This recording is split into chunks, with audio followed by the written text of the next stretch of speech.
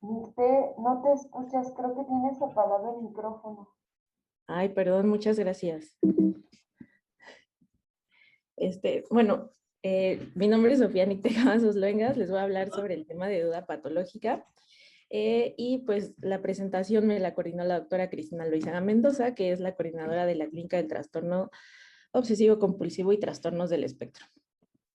Entonces, para empezar, pues vamos a hablar sobre generalidades, después nos vamos a ir a la definición de duda, no duda patológica, sino duda normal y su rastreo etimológico y cuál es el significado y uso de este en la lengua, los constructos relacionados, es decir, cómo ha sido el desarrollo histórico de la duda patológica, cuáles son las vías neurológicas implicadas, las implicaciones clínicas, pues unos instrumentos de medición que se han acercado, que han tratado de pues medir este fenómeno y con las conclusiones.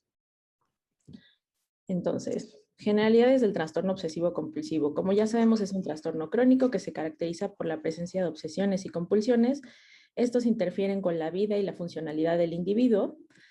Y cabe destacar que pues todos llegamos a tener obsesiones en algún punto de nuestra vida, pero no todas las obsesiones llegan a ser patológicas. De la población en general, el 50% puede llegar a tener comportamientos ritualizados y el 80% puede llegar a tener obsesiones sin llegar a ser un trastorno. Es un trastorno que conlleva alta morbilidad y mortalidad. Acorde a la OMS, es el cuarto trastorno mental más discapacitante de todas las enfermedades y es uno de los más infradiagnosticados. Entonces, vamos a hablar un poquito sobre las prevalencias. Se estima que la prevalencia mundial es del 2 al 5%, pero en México solo hay un estudio que está publicado en la revista de Salud Mental, que se hizo hace más de 5 años, donde nos dice que solo del 1. O sea, se hizo solo en la Ciudad de México, ¿no? Y entonces solo 1.4 a 1.7% es de las personas que tienen este trastorno. De este porcentaje que se evaluó, el 71% tienen comorbilidad y se llegó o se detectó que tardan en llegar al diagnóstico, que tardan en llegar a atención psiquiátrica de 11 a 17 años. Y solo el 9% llegan a atención psiquiátrica especializada. De todas estas personas, pues casi un 80% tienen obsesiones, un 70% tienen compulsiones y todos tenían rituales. Y se ha asociado con un 48% de heredabilidad.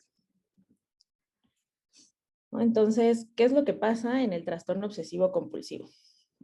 Los individuos con este diagnóstico experimentan las preocupaciones, digamos, desmesuradas, ¿no? O experimentan preocupaciones desmesuradas sobre la contaminación, sobre el daño, sobre otras cosas, y esto provoca que nos estemos fijando totalmente en la aparente amenaza, es decir, la aparente amenaza de que una bacteria me pueda hacer algo, ¿no? Entonces, en respuesta, una persona trata de ejercer una conducta para neutralizar toda la angustia o ansiedad que nos acarrea esa preocupación, ¿no? Y esto conduce a que tengamos un refuerzo de todos los comportamientos, ¿no?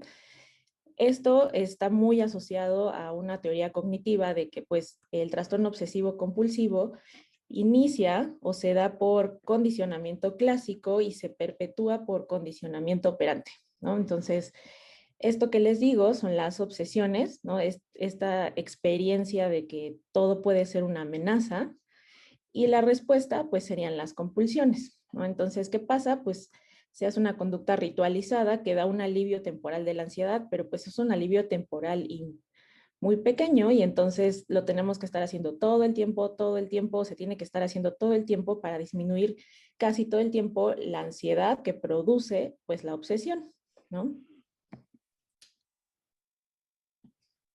Entonces, también hay un círculo vicioso y aquí es donde vamos a empezar a meter el concepto de duda, donde llega la obsesión, después nos vamos a hacer o tener el impulso del ritual y pues tenemos que hacer la compulsión porque todo esto nos va a generar duda, ¿no? Entonces, toda esta angustia, todo esto nos va a generar angustia, ¿no? Entonces, toda esta angustia es como, ¿lo habré hecho bien? ¿No? va a regresar la obsesión, la compulsión me va a quitar toda esta angustia, entonces en todo este circuito tiene que ver muchísimo la duda, ¿no? Y vean cómo realiza un feedback positivo, una retroalimentación positiva, ¿sale? Pero sí quisiera aclararles que todos estos refuerzos son refuerzos negativos, no son refuerzos positivos, ¿no? Entonces, ¿qué es lo que pasa? Pues se hacen interpretaciones erróneas y catastróficas sobre los fenómenos mentales, que podrían ser pensamientos, imágenes o impulsos, y estas incrementan el rango de severidad de estímulos neutrales, ¿no? Y entonces casi todo se convierte en una amenaza. Entonces, vámonos ya al concepto de duda. Entonces, por definición, la duda, para empezar, es un sustantivo y nos indica falta de certeza, ¿no? Esto es súper importante porque no nos indica falta de conocimiento, ¿no? Y esto hay que aclararlo porque a diferencia de la incertidumbre, porque en los artículos que leyeron muchos metían como pues la palabra también de incertidumbre. Y realmente la incertidumbre es como pues una posibilidad o cosas que pueden pasar en el futuro, ¿no? Entonces, ahí sí estamos metiendo pues ausencia de conocimiento y que es totalmente diferente a la duda.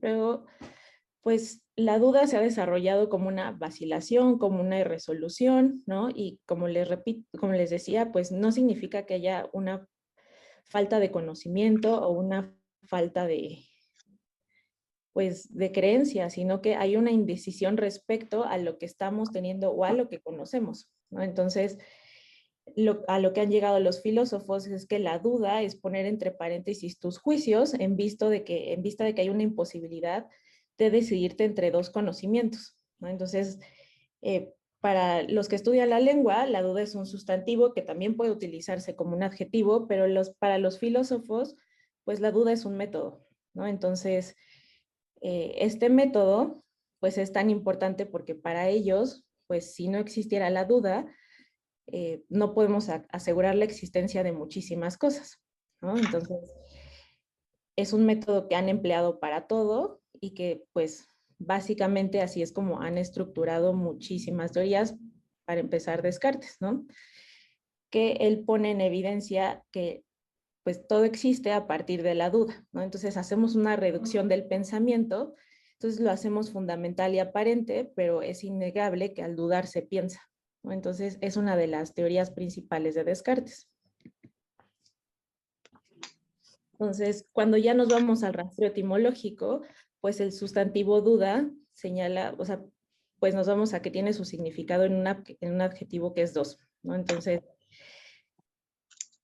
surgió de que hay dos fuerzas dinámicas que se oponen, y si estas dos fuerzas dinámicas se oponen, pues para poder llegar a aclarar algo, pues uno tiene que cursar este proceso de la duda. Entonces, cuando una fuerza toma ventaja sobre otra, pues la duda se aclara o la duda desaparece, ¿no? Y entonces eso se soluciona. Pero entonces nosotros conocemos esas dos fuerzas dinámicas y por eso pues les hago hincapié en que es totalmente diferente a la incertidumbre, donde la incertidumbre es como si no tuviéramos conocimiento de lo que va a pasar, ¿no? E implica cosas totalmente diferentes. Entonces, pues ya, nos vamos a la duda patológica, ¿no?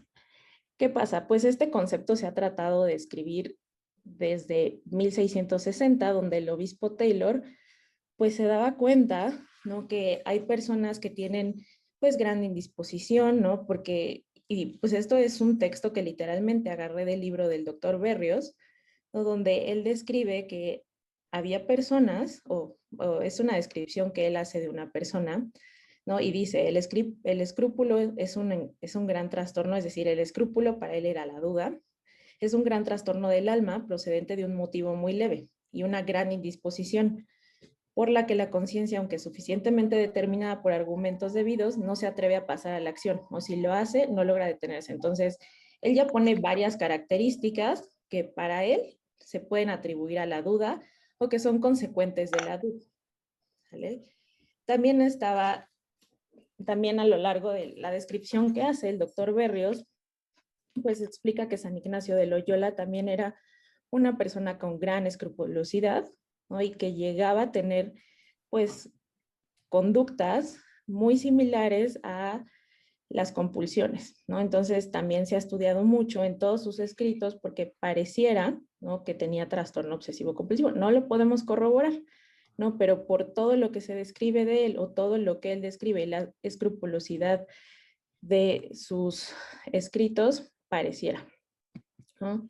Después James Boswell y el doctor Johnson, que eran dos alumnos muy importantes de Adam Smith, eran lingüistas, economistas, se describían en el... Entonces James Boswell pues describió que el doctor Johnson tenía una peculiaridad, es decir, hacía cosas que él describe como un hábito supersticioso, que pudiesen ser las compulsiones, ¿no?, que conllevaban angustia, ¿no?, y preocupación por entrar o salir de una puerta. Es decir, él contaba cierto número de pasos y hacía conductas que parecían ritualizadas antes de poder llegar a finalizar una conducta. Pero pues ya llegamos con Legrand-Dusaye, que es pues el que realmente describe casi toda la fenomenología asociada al TOC, ¿no? Aquí hay diferentes cosas y pues hay mucha controversia porque también está Esquirol, está Janet, pero el que más tenía pacientes con trastorno obsesivo compulsivo y el que más describe la historia de todos estos pacientes fue Dusaye, ¿no? Y entonces él fue el que describió la experiencia clínica de la duda patológica, ¿no? Y entonces él describía cómo hay una presencia de sentimientos de duda y constantes cavilaciones que hacía que los pacientes percibieran todo como un absurdo, pero que a la vez no estuvieran bien y tuvieran que estar ingresados, ¿no? Entonces, de todos esos 27 pacientes, observó estas conductas y empezó a darles nombre, ¿no? Entonces, él dijo que era una locura de duda o un delirio de tocar, ¿no? Entonces, pareciera que la locura de duda, él ya estaba viendo que eran las obsesiones y el delirio de tocar pareciera que son las compulsiones, y también describió que era un delirio con conciencia. Eso quiere decir, pues ellos se daban cuenta, ¿no?, que les parecía totalmente absurdo y pues él realmente los tenía hospitalizados, ¿no? De esos 27 pacientes que él estaba observando, o que el doctor Berrios describe que observaba, 11 eran suyos, ¿no? Entonces es quien hace una gran descripción de todos estos síntomas o de toda esta vivencia de los pacientes. Pero después, o a lo largo de la historia, tenemos a William James, que también se da cuenta que pareciera que es una manía, ¿no? Es decir, que es una cuestionamiento, es una constante de la duda. Esto es lo que encontré. Ay, perdón. Después, Westphal se da cuenta que es una locura de duda, es decir, es una constante, es una reiterativa, es un pensamiento reiterativo de que todo está dudoso o de que nada nos queda claro. Rapoport dice que pareciera que son unos incrédulos de los sentidos o que les empieza a generar una desconfianza de los sentidos. Janet empieza a describir que él describe que pareciera que tuvieran un tipo de amnesia, es decir, una alteración en la memoria, ¿no?, que es como si no recordaran todo lo que ya habían hecho. Por lo tanto, esto los llevaba a hacer rituales. Más reciente, Tallis, más reciente me refiero al 1985, Inestad, es de 2007. Tallis describe que hay una falta de convicción interna, una dificultad para seleccionar los pensamientos, las imágenes, una constante incertidumbre, una indecisión y una dilación, es decir, una vacilación sobre lo que estamos viviendo, lo que estamos pensando, lo que estamos sintiendo. Inestad describe que hay una alteración constante en la toma de decisiones. Entonces, se ha tratado de hacer definiciones, y esta es una definición de Shapiro, que es de 1985, y es, ahorita también les voy a entregar otra definición que es de Reed. Son aparentemente las más acercadas y son los únicos que han tratado de hacer una definición de qué es dudar en el trastorno obsesivo compulsivo, ¿no? Porque ya vimos que es un sustantivo, ya vimos que todos tenemos este proceso, que lo tenemos muy automatizado y que este proceso nos lleva, ¿no?, a saber que todo lo que estamos viviendo, pues es resultado de una duda que ya tuvimos. Entonces, Shapiro lo que nos dice es que hay una pérdida de la experiencia de convicción y esto se relaciona con una experiencia restringida de la realidad, una atención focalizada en los estímulos aversivos y una pérdida de la realidad que se define como una convicción subjetiva separada funcionalmente del conocimiento de la realidad objetiva. O sea, realmente está un poco confusa, ¿no? Pero lo que nos da a entender es que hay una desconfianza o hay una atenuación o hay complicaciones al percibir e integrar la realidad. Entonces, todos nuestros estímulos se van a focalizar a lo que yo realmente estoy tratando de percibir, ¿no? Lo que yo estoy tratando de inferir sobre lo que estoy viviendo. Después Reed ya lo describe como una experiencia fenomenológica que es equiparable a la incertidumbre, es decir, es equiparable porque pareciera que desconocen cosas, aunque sí hay conocimiento de cosas, y que puede tener diferentes contenidos, es decir, desde problemas muy abstractos hasta la incertidumbre sobre acciones cotidianas recientemente realizadas. Y pues de gravedad muy variables, es decir, todos dudamos, pero no dudamos al grado de que esto nos lleve a que sea reiterativo o de que pues tengamos, como nos describe Shapiro, una experiencia restringida de la realidad. Entonces, ¿qué es lo que se ha estado realizando en la clínica de trastorno obsesivo y trastorno obsesivo compulsivo y trastornos del espectro?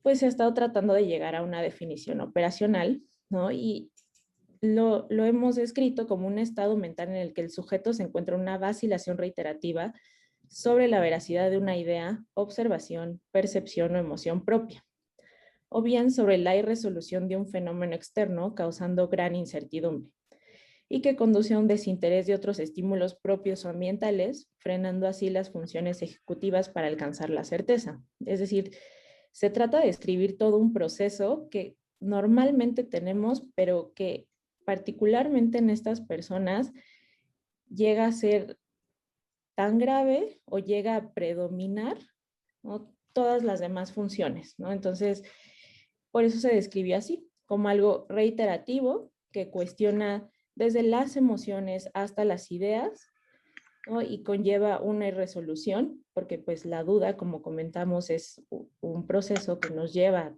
a obtener una solución, a una, pues sí, a una solución de dos variables que nos están causando dificultad, ¿no? Y pues esta situación nos hace que dudemos de los fenómenos externos y de los fenómenos internos, ¿no?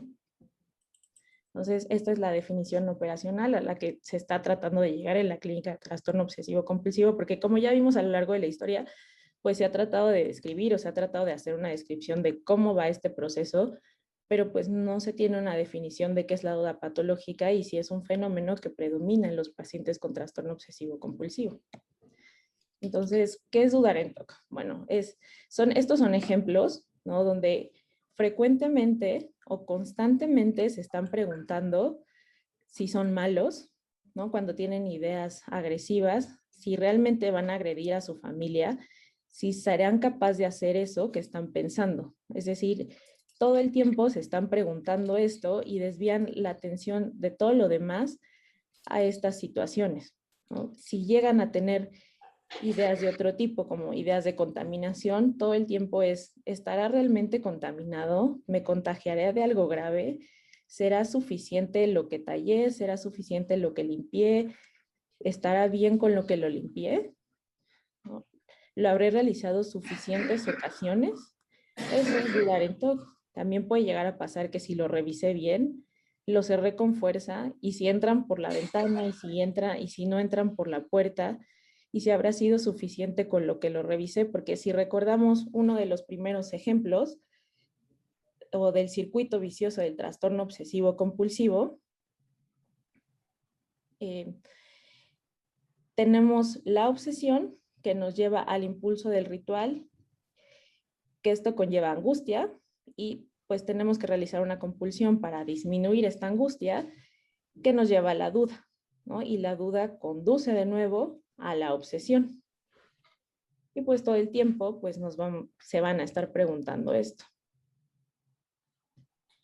Entonces, ¿cuáles son los constructos relacionados con la duda y el trastorno obsesivo compulsivo? ¿Qué es lo que se ha identificado hasta el momento o que nos pueda ayudar a describir este fenómeno, ¿no?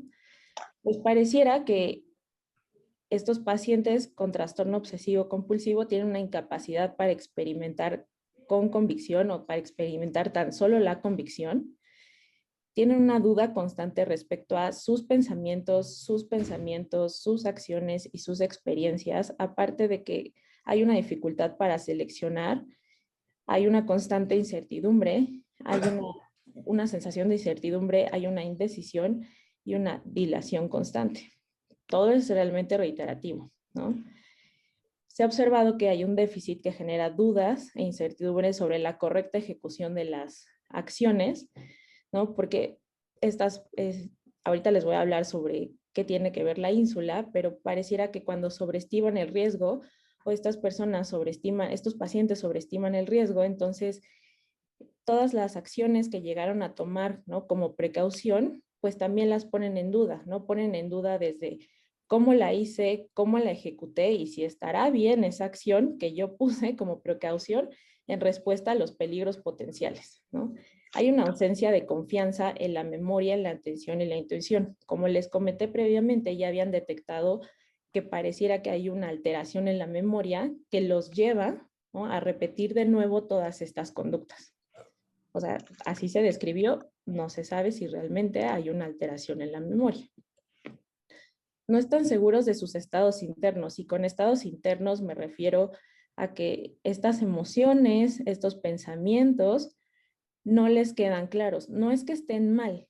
Esto quiere decir que todo el fenómeno de duda, como se focaliza, como ya vimos en esta definición operacional a la que estamos tratando de llegar, pues la atención se focaliza a otra cosa y entonces no pueden estar seguros de cómo se sienten, cómo están pensando, qué está pasando con ellos.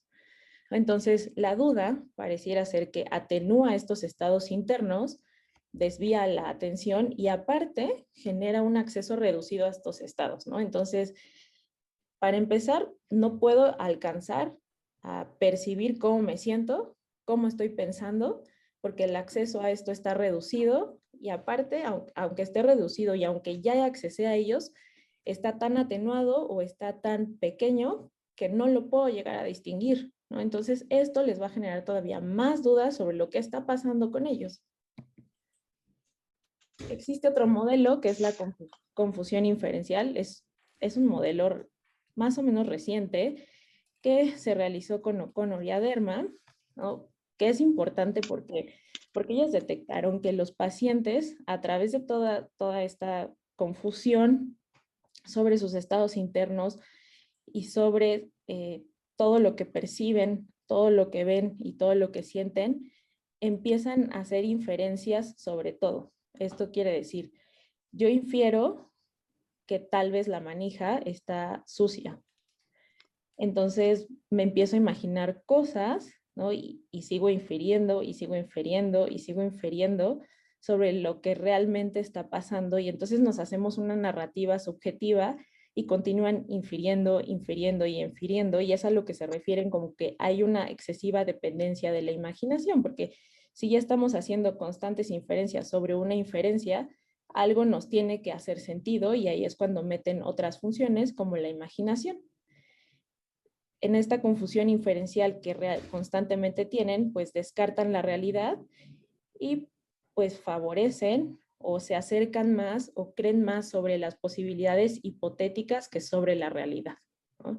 Lo que han hecho estos autores es que, contrario a la TCC, primero se van a arreglar todas estas inferencias o a arreglar cómo estos pacientes con trastorno obsesivo compulsivo están haciendo inferencias constantes y los ayudan a tratar, o el proceso terapéutico va enfocado a que, ¿sabes qué? Tienes que dejar de hacer inferencias, ¿no?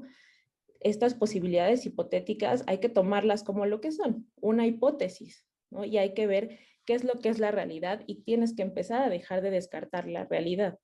Parece un modelo terapéutico más complejo, ¿no? Pero es otra forma de abordarlo y así al final podemos pues llegar un poquito más fácil a las obsesiones, a las compulsiones, porque o sea, si ellos les ayudan a descartar pues estas posibilidades hipotéticas, entonces disminuyen esta sobreestimación del riesgo, disminuyen eh, todo, todo esto que ya les comenté, que estas preocupaciones son tan intensas que se producen estos estímulos neutrales en algo amenazante, ¿no? Entonces, Tal vez suena como sí, una forma diferente de llegar a ayudarles a disminuir las obsesiones y las compulsiones, pero es un modelo que les ha ayudado también pues a disminuir los síntomas.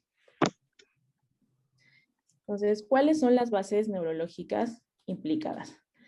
Bueno, para empezar, tenemos el modelo anatómico y neuroquímico implicado en el trastorno obsesivo compulsivo, que es el circuito córtico estriado tálamo cortical, que en los pacientes con trastorno obsesivo compulsivo está hiperactivo y hay una disminución del tono serotoninérgico y GABAérgico de las interneuronas de la corteza prefrontal y los núcleos del RAFE. Entonces hay una actividad incrementada de la dopamina y glutamato y entonces impiden todo el control de este circuito córtico estriado tálamo cortical, ¿no? Y está entonces todo el tiempo activándose y parece ser que no hay nada que lo detenga. Y aquí ya tenemos una explicación o unas explicaciones que se han dado de qué es lo que pasa para sobreestimar el riesgo, y algo muy importante es que la ínsula es una zona que nosotros tenemos, que también está el estriado, la corteza prefrontal y eh, eh, la ínsula está involucrada en el procesamiento interoceptivo y la evaluación de los estados interoceptivos, ¿no? Y esto contribuye a sentimientos y emociones subjetivos en el procesamiento del riesgo. Es decir, nosotros todo el tiempo estamos procesando de manera automática el riesgo, ¿no? Y en general, pues, casi todo lo que hacemos tratamos de que no sea riesgoso. Pero la ínsula de los pacientes con trastorno obsesivo compulsivo no solo hace un cálculo deliberado de probabilidad, sino que todo el tiempo estos cálculos deliberados sobreestiman o funcionan de más, ¿no? E involucran la evaluación de los estados afectivos, que en general se hace, ¿no? Pero los estados afectivos a los que tienen dificultad para acceder, pues en general son ansiosos o están atenuados, y los cálculos deliberados entonces, o los cálculos que tienen que hacer sobre el riesgo, pues incrementan, ¿no? Es por eso que la ínsula está críticamente involucrada en estos procesos afectivos que subyacen al procesamiento del riesgo, y esto conlleva un estado continuo de ansiedad, una duda sobre su seguridad y una capacidad para disminuir, o sea, una capacidad atenuada para disminuir o evitar daños potenciales. Entonces, la ínsula pareciera que tuviera tener un papel importante también en cómo estiman o sobreestiman el riesgo, y cómo esto también lleva a estados internos más ansiosos o a contribuir, ¿no?, a esta retroalimentación positiva en el círculo vicioso, estos refuerzos negativos en el círculo vicioso del TOC. Después tenemos las vías fronto-subcorticales, que tiene que ver con el córtico estriado tálamo cortical, ¿no? Ok, esto es súper importante porque están implicadas en la toma de decisiones. Son bases neuronales que consisten en una compleja red neuronal, ¿no?, que tanto las subdivisiones de la corteza prefrontal como las estructuras límbicas y del cerebelo tienen que ver con la toma de decisiones, ¿no? Entonces, en general, la vía directa y la vía indirecta son las que están implicadas en cómo nosotros todo el tiempo estamos llegando a tomar una decisión, ¿no? Como ya les dije, la duda es parte del proceso de tomar una decisión. Este proceso, pues, se ve alterado, ¿no?, porque en general hay menor, o sea, hay disminución de la limitación de, o sea, de los ganglios basales, y entonces todo el tiempo, pues, estos ganglios pues, no nos están ayudando a tomar adecuadas decisiones, y esto pareciera ser que también está perpetuando la duda. Adicional a esto está la corteza prefrontal, la corteza parietal y la corteza cingulada posterior y el lóbulo temporal medial, que tienen que ver con que cuando nosotros hacemos una conducta, ¿no?, o cuando nosotros estamos aprendiendo algo, todo el contexto, es decir, el ambiente, las emociones, con quien lo hagamos, pues nos van a ayudar a recordar o a cimentar bien ese proceso de aprendizaje. Y a esto lo llaman memoria de origen. lo que pasa con los pacientes con trastorno obsesivo compulsivo, pues es que la memoria de origen está alterada, todo el contexto está alterado porque desconfían en todo el contexto, empiezan a crear falsas memorias, ¿no? Porque al responder a todos estos estados, al tener dificultades para responder a estos estados internos, tratan de buscar situaciones externas que los ayuden a acceder más fácil a estos estados internos. Entonces buscamos un sustituto del estado interno, ¿no? Y estos serían indicadores, reglas, procedimientos, comportamientos o estímulos ambientales, que sería una compulsión, ¿no? En estas falsas memorias, la persona tiene dificultad para identificar los pensamientos como memorias o diferenciar entre el pensamiento intrusivo y la memoria, ¿no? Y aquí les pongo un ejemplo, en cómo sé que estoy recordando la última vez que apagué la estufa y no otra vez, ¿no? Y es algo que sucede constantemente, o que para ellos es más reiterativo que para los demás. ¿Cuáles son las implicaciones clínicas, no? Si nosotros llegamos a ver cuál es la intensidad de la duda, pudiese o existe la posibilidad de predecir el desarrollo y la gravedad de las obsesiones y las compulsiones, ¿no? Y así podríamos explorar a fondo si la reducción terapéutica de la duda puede alterar el curso y la gravedad del trastorno. Entonces, para empezar, esta duda puede suceder sin la presencia de compulsión y sin la presencia de obsesiones, ¿no? Y puede suceder en cualquier contexto relacionado, es decir, aunque no estén presentes o activas en ese momento las obsesiones, puede estar activa la duda patológica, ¿no? La duda patológica es una característica junto con la intolerancia a la incertidumbre que puede interferir con la evaluación del trastorno. Esto quiere decir, si yo desconfío en mis pensamientos, en mis estados o en todas estas conductas que yo hago, ¿cómo sé que el paciente me va a estar contestando bien o me va a estar contestando lo que realmente está pasando? ¿Cómo sé que el paciente no me está contestando cosas que está infiriendo? ¿Cómo sé que no me está diciendo que él está infiriendo, ¿no? Entonces esto se vuelve todavía más complicado y clínicamente esto nos ayudaría para saber realmente qué estoy evaluando, realmente qué estoy entendiendo de la vivencia del paciente, y es por eso que la duda debería de ser considerada en el tratamiento del TOC. Entonces, rápidamente les voy a hablar de los trastornos psicóticos. ¿Por qué? Porque pareciera que la duda forma parte de una dimensión donde tenemos una duda excesiva y una certeza excesiva, y ahí es ahí donde quedan los trastornos psicóticos, ¿no? Si nos llevamos a un espectro, pues es todo lo contrario a la duda, ¿no? Los trastornos psicóticos. Y esto también nos podría ayudar, por ejemplo, en pacientes cuando tienen un nulo insight, es probablemente acercarnos a ver si están viviendo duda, si están dudando de sus pensamientos, de sus sentimientos, de sus memorias, ¿no? Esto nos podría ayudar mucho en la implicación clínica. ¿Por qué? Porque cuando tenemos pacientes con trastorno obsesivo compulsivo, lo que pasa con la duda es que refutan las creencias constantemente y entonces ignoran lo que están viendo, o sea, ignoran toda la evidencia, ¿no? Tienen un alto deseo del control, pero tienen un bajo sentido de la agencia, ¿no? O sea, la agencia sobre uno mismo y sobre el medio ambiente, por otro lado. Y todo lo contrario, que está el delirio lo que trata de hacer constantemente es confirmar los pensamientos o las creencias, y entonces ignora también toda la evidencia o todos los hechos que lo refuten, ¿no? ¿Qué es lo que pasa? En los delirios hay una completa pérdida del sentido de agencia, ¿no? O la pérdida de la capacidad de atribuirse a estos pensamientos, que en el trastorno obsesivo compulsivo no. Hay un bajo sentido, pero pues siguen teniendo la capacidad de atribuirse sus pensamientos.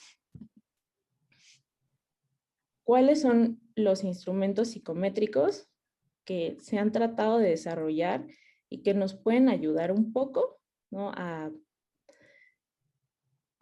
pues acercarnos a esta implicación clínica, ¿no? Para saber cómo es la duda, para saber qué tanto está dudando, para saber todo eso. Son pocos los cuestionarios que realmente se han hecho, y uno de los más recientes es este, que es el cuestionario de la duda, que apenas se realizó en el 2019, se validó en 2019, la verdad es que no se encuentra traducido ni validado en español, son 18 reactivos, pero lo que hace es cuantificar la duda, es decir, no te dice, ah, pues es patológica después de tantos puntos, no, simplemente te dice, oye, pues parece ser que tu duda es mucha o tu duda es muy poca, ¿no? Entonces, se califican, o sea, los pacientes responden con una escala Likert de 5 puntos y la calificación 1 es totalmente en desacuerdo y 5 es totalmente de acuerdo, ¿no? Entonces, estos son unos ejemplos, pero pues realmente es como necesito confirmar que realicé algo que ya está finalizado, confío en mi intuición,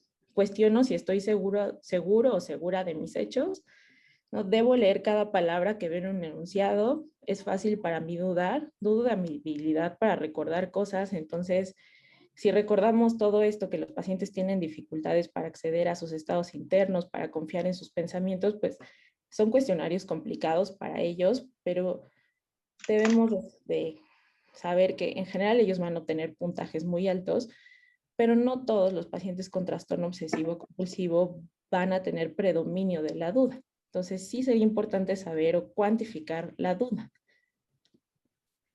Luego está la escala de indecisión.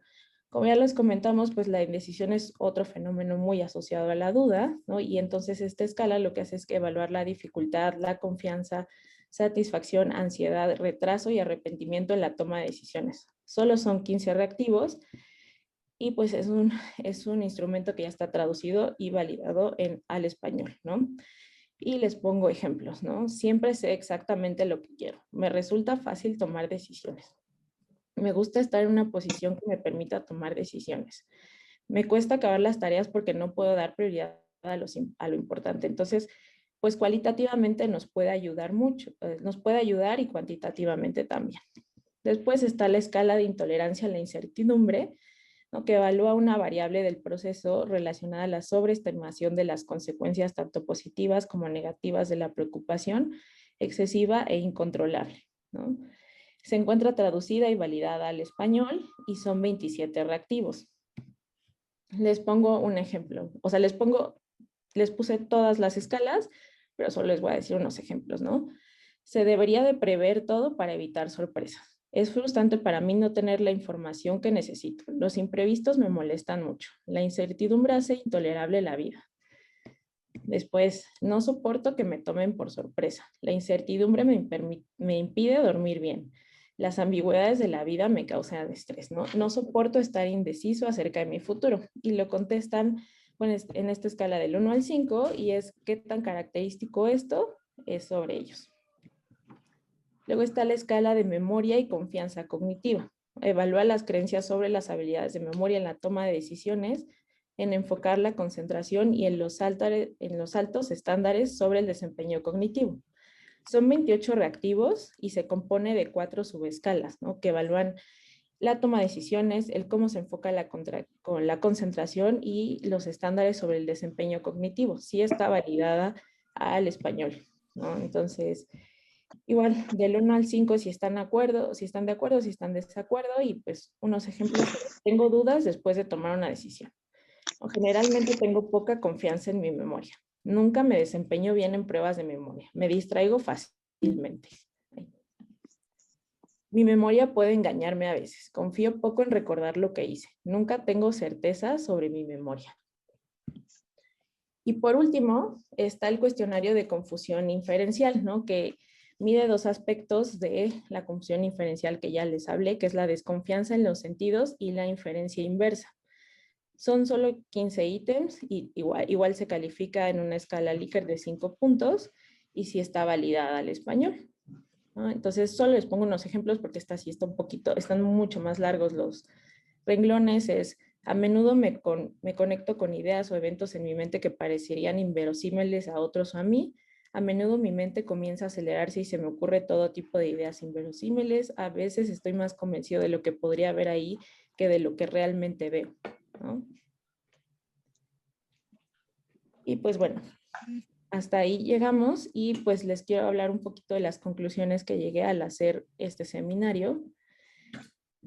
En primer lugar, pues los efectos que tiene la duda sobre la claridad de las experiencias subjetivas y la capacidad de experimentar y percibir estados internos tiene una implicación clínica importante, sobre todo para entender al paciente y por lo tanto para tratar de realimentarlo con opciones terapéuticas. Explorar las dificultades de los pacientes para confiar en sus propias experiencias subjetivas y educarlos en cuanto a los efectos contraproducentes que puede tener el depender de los sustitutos en su nivel de duda, es decir, todo lo que ya les hablé, y como consecuencia posterior en su capacidad para percibir y experimentar con precisión sus propias experiencias, es un papel fundamental del psiquiatra.